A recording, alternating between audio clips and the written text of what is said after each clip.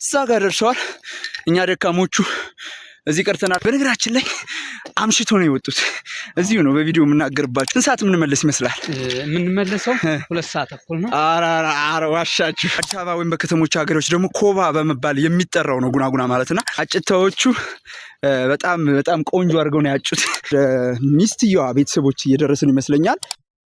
ሰላም ጤና ይስጥልን ውድ የዩቲዩብ ቤተሰቦቻችን እንደምን አላችሁ? ዛሬ የገጠር ሰርግ ወደ ሚስትየዋ ወይም ወደ ሙሽሪት ቤት እየተጓዝን እንገኛለን።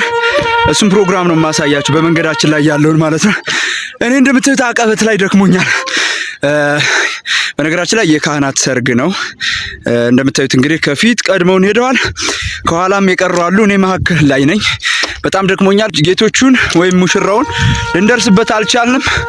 በቃ ወደ ባለቤቱ ቤት ሲባል በጣም እየቸኮለ ነው እየሄደ ያለው።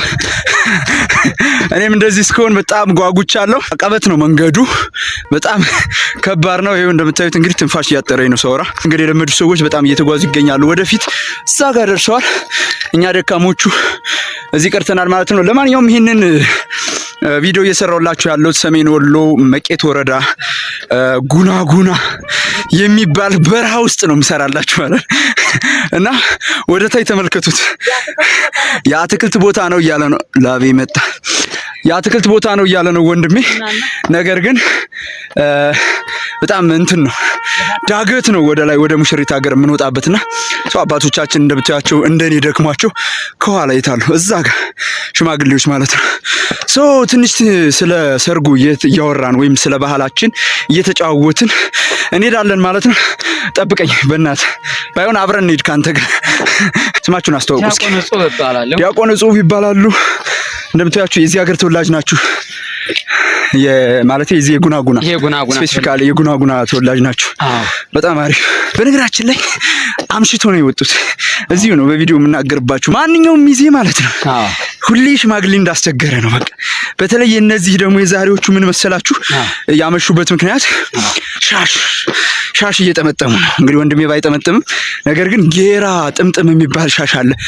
ብሎ እንዴት እየተለቀመች የምትጠመጠም ሻሽ ማለት ነው።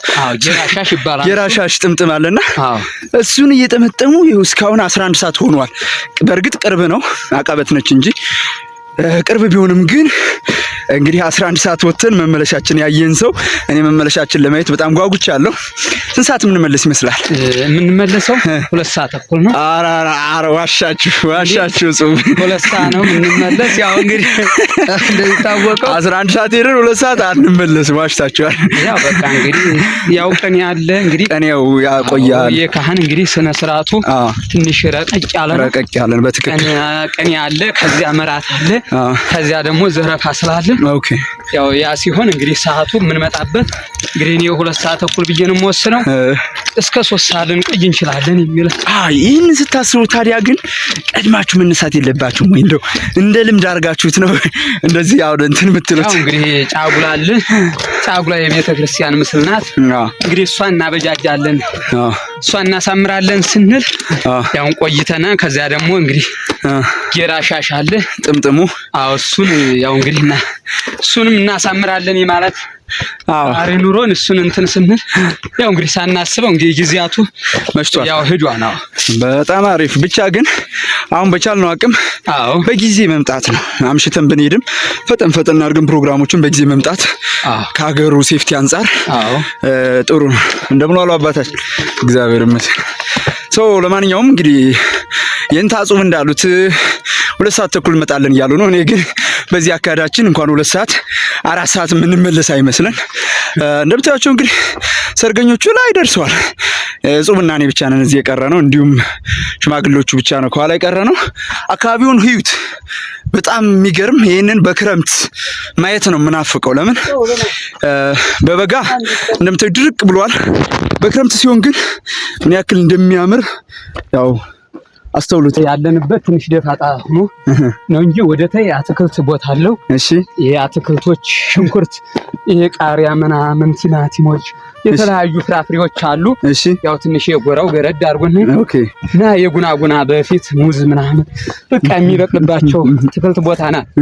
ወንዚቱ በጣም አስደናቂ ታምረኛ ናት። ዋይቶ ራሱ እንደዚያ ስለሆነ ጉናጉና ተባለች። በነገራችን ላይ ቤተሰቦቻችን ጉናጉና የሚለው ቃል ሜቢ ለከተማ ልጆች አዲስ ሊሆንባችሁ ይችላልና በአካባቢያችሁ ቋንቋ ኮባ እንሰት ይባላል። እንግዲህ ወደ ጉራጌ ወይም ወደ ደቡብ አካባቢ እንሰት በመባል የሚጠራው፣ በአዲስ አበባ ወይም በከተሞች ሀገሮች ደግሞ ኮባ በመባል የሚጠራው ነው ጉናጉና ማለትና ጉናጉና እንደሚታወቀው ብዙ ስር የለውም፣ ነገር ግን ቡሽ የሆነ ወይ ትልልቅ ሰፋፊ ቅጠል ያለው ለዳቦ መጋገሪያ የሚጠቅም ነው። ቦታ ጉናጉና የተባለችው በድሮ ጊዜ ሙዝና ጉናጉና ወይም ይሄ ኮባ ያልኳችሁ በስፋት ስለሚበቅልበት ነው እና ቆንጆ የሆነች በጣም አሪፍ የሆነች ምንጭ ወይም ወንዝ አለ። በዛ ምክንያት ነው። አሁንም እንግዲህ ጉናጉናው ምናልባት ቢጠፋም አሁን ላይ ደግሞ የተለያዩ ቃሪያ፣ ሽንኩርት፣ የአትክልት ዘሮችን እዚህ ጋር እያመረትን እንገኛለን። አሁን ወደ ጫፍ እየደረስን ነው። ወደ ሙሽሪት ሀገር ጫፉ አፋፉ ላይ እየደረስን ነው። በጣም ደክሞኛል። ስፔሻሊ እኔ ላቤ እንደምትመለከቱት በልቼ ስለወጣው ነው መሰለኝ በጣም እየደከመኝ ነው። ለማንኛውም እንግዲህ ሙሽሪትን ጠዋት ላይ አይቻታለሁ እንትን ላይ ተክሊል ስነ ስርዓቱ ላይ ማለት ነው። ቆንጅዬ ነች በጣም እና አጭታዎቹ በጣም ቆንጆ አድርገው ነው ያጩት። የምትገርም ቆንጅዬ ልጅ ነች። እውነትም የዳቆን ሚስት ነችና ጌቶቹ በደንብ አስተውለው አይተው ነው ሄደው እዛ ቤት የገቡት ያችን ቆንጅዬ ልጅ ያገኙት ማለት ነው።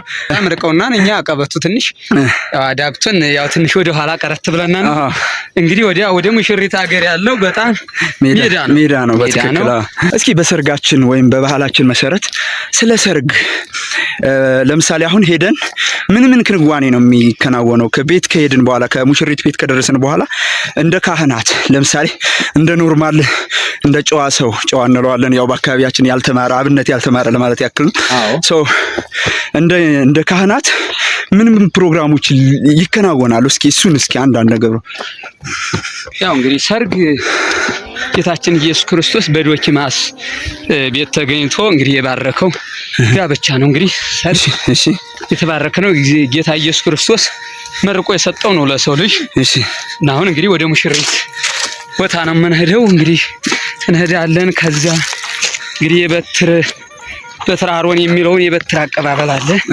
ከዛ ይቀበሉና ከዛ እንገባለን። ከዚያ እንግዲህ ወይነ ቃና የሚባል አለ። ወይነ ቃና የምግብ ህብስተመና የሚለውን እንመገባለን።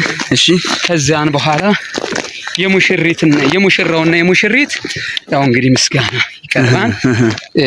መራቶ መራው የሚለው ወረብ ይቀርባል። ከዛ ላይ ደግሞ ስብሐት ለእግዚአብሔር በሰማያት ወሰላም በምድር ይህን ላደረገ እግዚአብሔር ለሰብ የሚል አለ። ሰኔ ሚካኤል ላይ ነው እንጂ አመላለስ ነው የሚገኝ። ይሄ ይደረጋል። ከዚያ በመቀጠል ደግሞ ትንሽ ጨዋታዎች ደግሞ አሉ። እንግዲህ ባህላዊ አሉ። በትክክል ባህላዊ አሉ። እነሱ እንጫወታለን። ከዚያም በመቀጠል ደግሞ ወደ ቅኔ እንሄዳለን። ከዚያ ቅኔያችን አድርገን ወደ ከበረ ሙሽራችን ቤት ቀጥታ እንሄዳለን። ከዛን በኋላ ደግሞ እንግዲህ ሙሽራው ደግሞ ከዛ ጨዋታ አለ። ብዙዎች ፕሮግራም አሉ። ደግሞ ወደዛ እንቀጥላለን። በጣም አሪፍ። በነገራችን ላይ ውድ ቤተሰቦቻችን እዚህ ባህላዊና ሃይማኖታዊ ስርዓቱን በጠበቀ መልኩ ነው ክንውኖች የሚከናወኑት። ባህላዊዎቹም አይቀሩም፣ ሃይማኖታዊ ስርዓቶቹም አይቀሩም ማለት ነው። እንግዲህ ወንድማችን እንዳሉት ሃይማኖታዊ ስርዓቱን በደንብ ለማብራራት ሞክረዋል። ያው ከኔ እሳቸው ስለሚሻሉ በደንብ ስለሚያውቁት ማለት ነው። ባህላዊ ስነ ስርዓቱ ደግሞ የተለያዩ ባህላዊ ስነ ስርዓቶች አሉ። እንግዲህ የልብስ ማስተዋወቅ ወይም የጥሎሽ ማስተዋወቅ አለ። እንዲሁም ደግሞ የጥሎሽ ሲተዋወቅ ደግሞ በጣም በደስ በሚል በጨዋታ መልኩ ነው የሚያቀርቡት ሚዜዎቹና በጣም ደስ የሚል ስነ ስርዓት ነው። ከምወደው ስነ ስርዓት አንዱ ነውና ለምሳሌ ጥሎሽ ሲተዋወቅ አንድ ጃኬት ወይም አንድ ቀሚስ ከሆነ አንድ ቀሚስ በ4,000 ብር ከገዙ 400,000 ብር እያሉ እንደዚህ በጥፍ እያደረጉ ነው የሚያስተዋውቁትና በጣም ደስ የሚል ፕሮግራም ነው። ለማንኛውም ሜዳው ጋር ደርሰናል። አይ ቲንክ ወደ ሚስትየዋ ቤተሰቦች እየደረስን ይመስለኛል። ብሎኛል። ወደ ሙሽራችን ከጉናጉና ተነስተን አሁን የሙሽራችን ቤት ወይም የምንሄድበት የሰርጉ ቤት ማለት ነው መቅደስ ኪዳነ ምሕረት አካባቢ ይባላል ማለት ነው። ቀጣይ ክፍል ከሙሽሪት ቤት ሄደን ያለውን ክንውን በተከታታይ የማቀርብላችሁ ይሆናል። እስካሁን ሰብስክራይብ ካደረጋችሁ ይህንን ቪዲዮ ላይክ አድርጋችሁ ይህን ቻናል ሰብስክራይብ ማድረግ እንዳዘነጉ። በሌላ ቪዲዮ እንገናኛለን። መልካም ጊዜ ይሁንላችሁ።